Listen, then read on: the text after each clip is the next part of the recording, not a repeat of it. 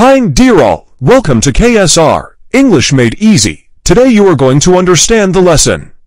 A Letter to God from 10th CBSE textbook. In this video lesson, we discuss the writer of the lesson, A Letter to God, the background of the lesson, and the theme of the lesson. Most importantly, we understand the lesson line by line and in detail in Telugu.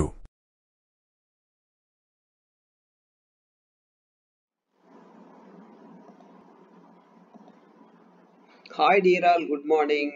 ఈరోజు మీకు నేను చెప్పబోయేటువంటి lesson ఏంటంటే 10th class first flight అనేటువంటి text బుక్లో ఉన్న the first lesson a letter to God.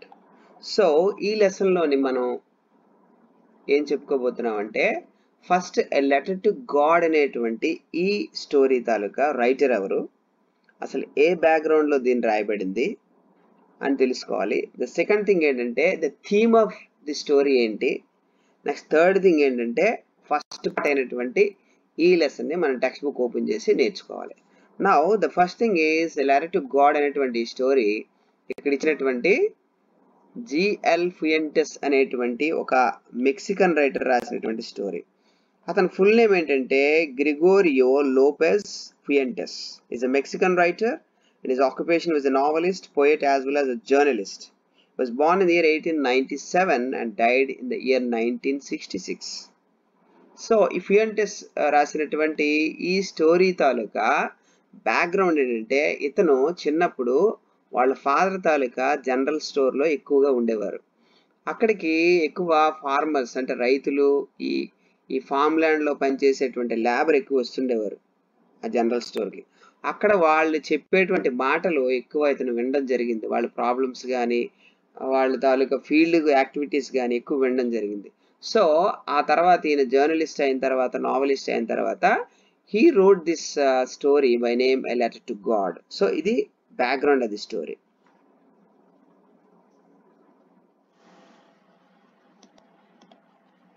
ఇప్పుడు మనం lesson start చేద్దాం. ఈ లెసన్లో ఫస్ట్ పార్ట్ ఏంటంటే లెంచో అనేటువంటి ఒక ఫార్మరు ఉండడం జరుగుతుంది. ఇతను ఒక చిన్న కొండ మీద ఇల్లు కట్టుకొని తన ఫ్యామిలీ మెంబర్స్తో, వైఫ్ అండ్ చిల్డ్రన్తో అక్కడ ఉంటాడు ఈయన. సో ఈయన ఆ వ్యాలీలో ఉండేటువంటి ఆ ల్యాండ్ అంతటినీ కూడా ఫార్మింగ్ చేస్తూ ఉంటాడు. సో అలా ఫార్మింగ్ చేస్తూ దానివల్ల అతను లైవ్లీహుడ్ వెళ్తుందనమాట. సో ఇతనికి ఒక ట్రబుల్ వస్తుంది. ఆ ప్రాబ్లమ్ని ఆయన ఎలా సాల్వ్ చేసుకున్నాడు, ఆ ప్రాబ్లం సాల్వ్ చేయడానికి అతను ఎవరు హెల్ప్ తీసుకున్నాడు అనేటువంటిది ఈ స్టోరీ మనం చూద్దాం. The first one, the house అంటే లెంచో తాలూకా house. The only one in the entire valley. ఆ వ్యాలీలో ఒకే ఒక హౌస్ ఉంది. Sat on the crest of a low hill. Low hill అంటే చిన్న కొండ, అంటే తక్కువ హైట్లో ఉన్న కొండ మీద. క్రెస్ట్ అంటే ఆ మీద భాగాన్ని అతను అక్కడ ఇల్లు కట్టుకున్నాడు. ఒకే ఒక హౌస్ ఉంది. From this height one could see the river and the field of ripe corn. అక్కడి నుంచి అతని హౌస్ నుంచి ఎవరైనా కిందకి వ్యాలీలోకి చూస్తే ఎవరికైనా రివర్ కనిపిస్తుంది. నెక్స్ట్ అక్కడ పండినటువంటి ఆ కార్న్ కూడా కనిపిస్తుంది. Dotted with the flowers that always promised a good harvest. So అది మంచి హార్వెస్ట్ అంటే మంచి పంటని కలిగి ఉంది, పంట కోసుకోవడానికి సిద్ధంగా ఉంది. సో అలాంటి పంటని అతను రెడీగా కోసుకోవడానికి సిద్ధమయ్యాడు. The only thing the earth needed was a downpour or at least a shower. ఇప్పుడు అతనికి కావాల్సింది ఏంటంటే అక్కడ ల్యాండ్ అంతా వాటర్ లేకపోవడం వల్ల ఎండిపోవడం జరిగింది. సో అక్కడ ఉండేటువంటి ఆ పంటకి ఇప్పుడు చాలా వాటర్ అవసరం. డౌన్ పోర్ అంటే చాలా ఎక్కువ వర్షం అవసరం, లేదు అట్లీస్ట్ ఒక షవర్. షవర్ అంటే వర్షపు జల్లేనా ఉండాలి. Throughout the morning Lencho, ఈ లెంచో అనేటువంటి ఫార్మరు మొత్తం రోజంతా, who knew his fields intimately, తన ఫీల్డ్స్ గురించి తనకు చాలా క్లోజ్గా తెలుసు, డీటెయిల్గా తెలుసు. Had done nothing else but see the sky towards the north east. So అక్కడ నార్త్ ఈస్ట్ వైపు ఉండేటువంటి ఆ ఏరియా స్కైలోకి అతను ఆ రోజంతా చూడడం తప్ప మరేమీ చేయలేదు. ఎందుకు అతను చూస్తున్నాడు? అతనికి ఇప్పుడు he direly in the need of rain. వర్షం కావాలి అతనికి ఇప్పుడు. అంత పంటలు అంత వాటర్ని కోరుకుంటున్నాయి. నౌ we are really going to get some water, women. Women అంటే ఇక్కడ వాళ్ళ వైఫ్ అనమాట. వాళ్ళ వైఫ్కి చెప్తున్నాడు, మనం డెఫినెట్గా ఇప్పుడు మనకి వాటరు మనం పొందబోతున్నాం. The woman who was preparing supper replied. ఆమె సపర్ ప్రిపేర్ చేస్తుంది, భోజనం. ఆమె చెప్పింది ఏంటి? Yes, God willing. ఎస్, అవును, డెఫినెట్గా గాడ్ కృప మనకి ఉంటుంది, తప్పకుండా వర్షాన్ని ఇస్తాడు అని వాళ్ళ వైఫ్ చెప్పడం జరిగింది. The older boys were working in the field while the smaller once were playing near the house until the woman called to them all. So అతనికి ఉన్నటువంటి వాల్డర్ బాయ్స్ అంటే పెద్ద పిల్లలు అనమాట, ఒకటి ఎక్కువ వయసు ఉన్నవాళ్ళు, ఒక టీనేజర్ ఉన్నవాళ్ళు. స్మాలర్ వన్స్ అంటే చిన్నపిల్లలు. పెద్దవాళ్ళు ఏమో ఫీల్డ్లో వర్క్ చేస్తున్నారు, చిన్నపిల్లలు ఏమో ఆటలు ఆడుకుంటున్నారు. వాళ్ళ అమ్మగారు భోజనానికి పిలిచారు, అంతవరకు వాళ్ళు ఆ పనులు ఇన్వాల్వ్ అయి ఉన్నారు. కమ్ ఫర్ డిన్నర్ అని వాళ్ళ మదర్ పిలిచారు. It was during the meal that just as Lencho had predicted. అప్పటి వరకు లెంచో తను ఊహిస్తూ ఉన్నాడు డెఫినెట్గా వర్షం వస్తుందని. Big drops of rain began to fall. So అతని ఊహ నిజమైంది, ఆకాశంలోంచి పెద్ద వర్షపు చుక్కలు పడడం మొదలైంది. In the north east huge mountains of clouds could be seen approaching. అతను చూస్తున్నటువంటి నార్త్ ఈస్ట్ కార్నర్లో నుంచి ఆకాశంలో మౌంటైన్ సైజులో ఉండేటువంటి పెద్ద పెద్ద మేఘాలు, అంటే వర్షాన్ని ఇచ్చే మేఘాలు రావటం మొదలైంది. ఇక్కడ క్లౌడ్స్ని మౌంటైన్స్తో పోల్చారు, ఎందుకంటే to give the size, huge size అని చెప్పడానికి. The air was fresh.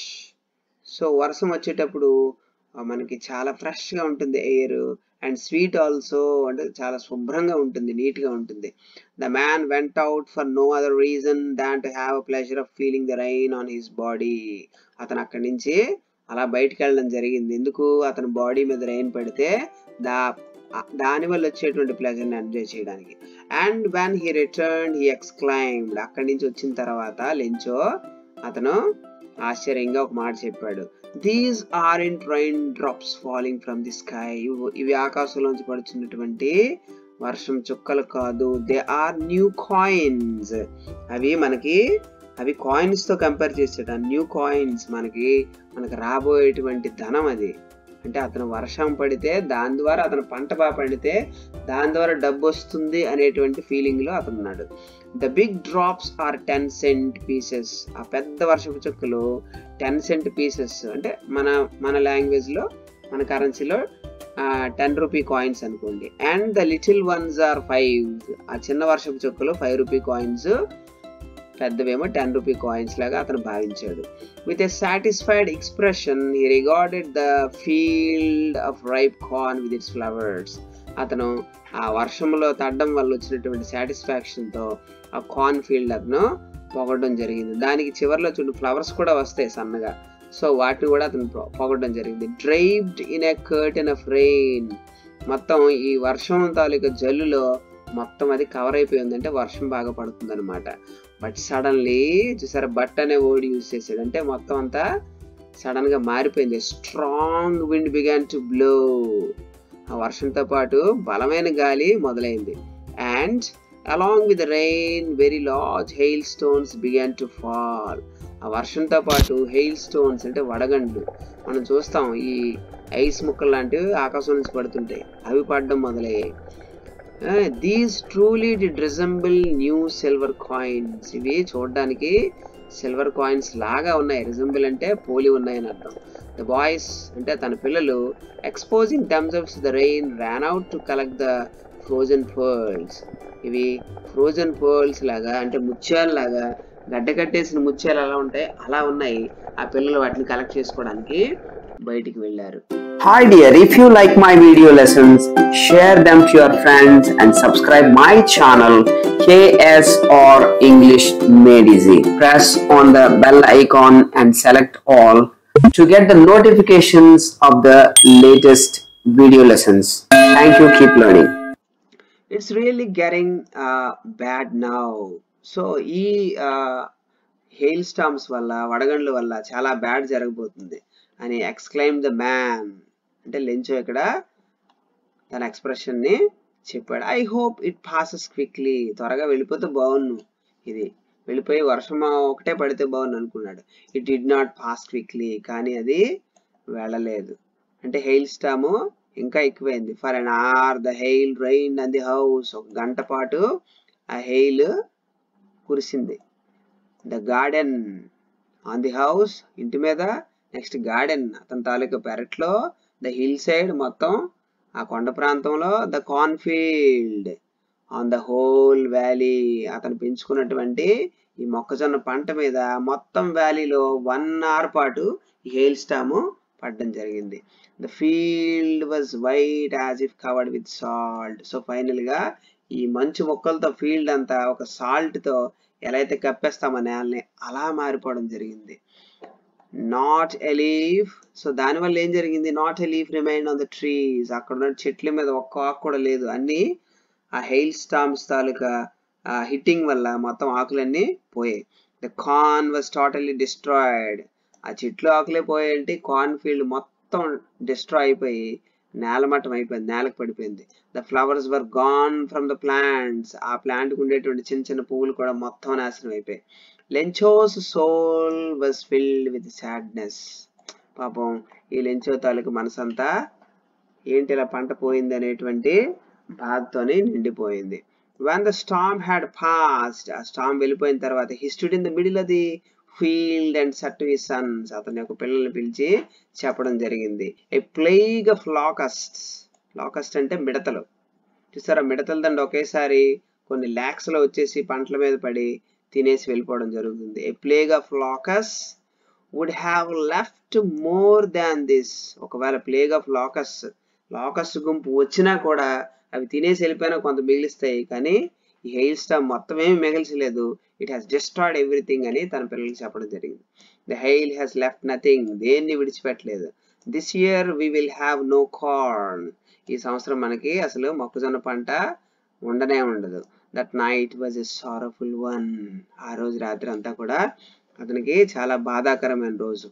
All our work for nothing, మనం ఎన్నాళ్ళు చేసినటువంటి ఈ పంట పెంచడం అనేటువంటిది, ఈ హార్వెస్ట్ డెవలప్ చేయడం అనేటువంటిది అంతా వేస్ట్ అయిపోయింది.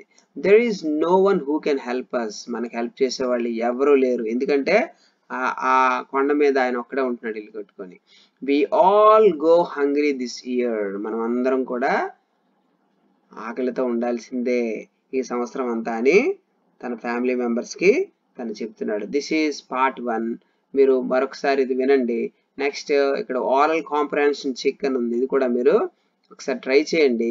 చేసిన తర్వాత యూ కెన్ అండర్స్టాండ్ దిస్. ఈ స్టోరీ విన్న తర్వాత dear students, my request to all of is to you just go through this content. ఈ కాంటెంట్ మీరు ఒకసారి మీకు మీరుగా చదవండి, okay, so that you can improve your reading ability and finally you can understand the story as that is given here.